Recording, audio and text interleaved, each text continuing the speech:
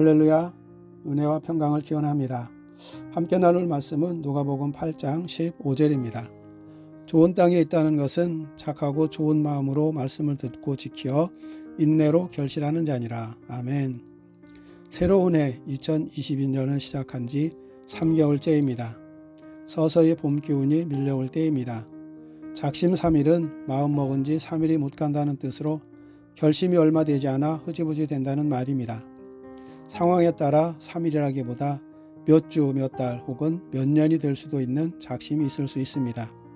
몇 주 했다고, 몇 달 했다고, 몇 년 했다 해도 도중에 포기하여 결과를 얻지 못하면 모두 작심삼일일 뿐입니다. 하루 이틀에 되는 일, 몇 주가 걸리는 일, 몇 달이 걸리는 일, 몇 년이 걸리는 일, 평생이 걸리는 일이 있습니다. 더 나아가서는 수백 년이 걸리는 일이 있습니다. 끝은 우리가 알 수 없으나 하나님께서 시작하신 일은 하나님께서 하나님의 때에 반드시 끝을 내십니다. 실패는 과정이며 성공의 어머니라는 말이 있습니다.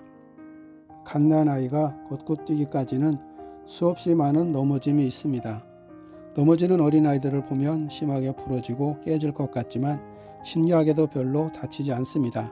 기다리면 걷고 뜁니다. 하나님께서 그렇게 만드셨습니다. 원앙새는 높은 나무에 둥지를 틀고 알을 낳아 부화시킵니다. 그리고 부화하자마자 새끼는 그 높은 곳에서 뛰어내립니다. 어미는 새끼가 전부 뛰어내릴 때까지 끈기 있게 기다렸다가 마지막을 확인하고 빠짐없이 데리고 호수로 달려갑니다.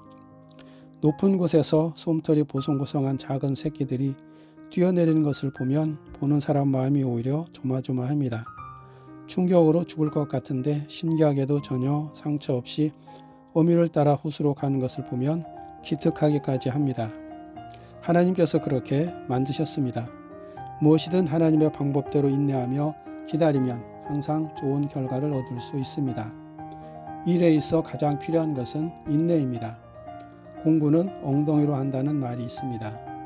무슨 일에서든지 그만큼의 끈기, 즉 인내가 반드시 필요하다는 것입니다.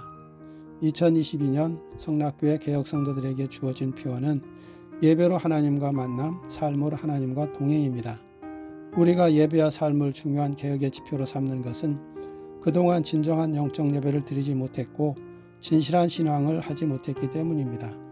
부끄럽게도 그렇지 못했다는 것을 깨달았기 때문입니다.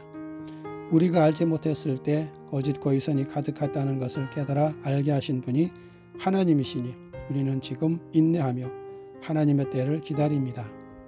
하나님께서는 온갖 시련과 고난 속에서도 끝까지 믿고 인내하며 기다리는 자녀들에게 반드시 좋은 결과를 주실 것입니다. 위험을 무릅쓰고 높은 나무에서 뛰어내려 산비탈을 구르고 바위를 넘고 차들이 달려가는 위험한 도로를 건너 달려 도착한 잔잔한 호수에서 어미의 등 위에 올라타 한가로이 물 위를 떠다니는 새끼 원앙들의 행복한 모습을 봅니다. 우리에게도 그날이 반드시 그리고 속히 올 것입니다. 하나님께서 일하고 계시기 때문입니다. 그런데 우리가 작심삼일이 된다면 어찌 되겠습니까? 기뻐할 것은 막이요 하나님께서는 심히 슬퍼하실 것입니다. 기도하겠습니다. 하나님 아버지, 저희 매우 연약합니다. 그러기에 주님을 의지합니다. 끝까지 의지할 믿음을 주시옵소서. 인내하게 하여 주시옵소서.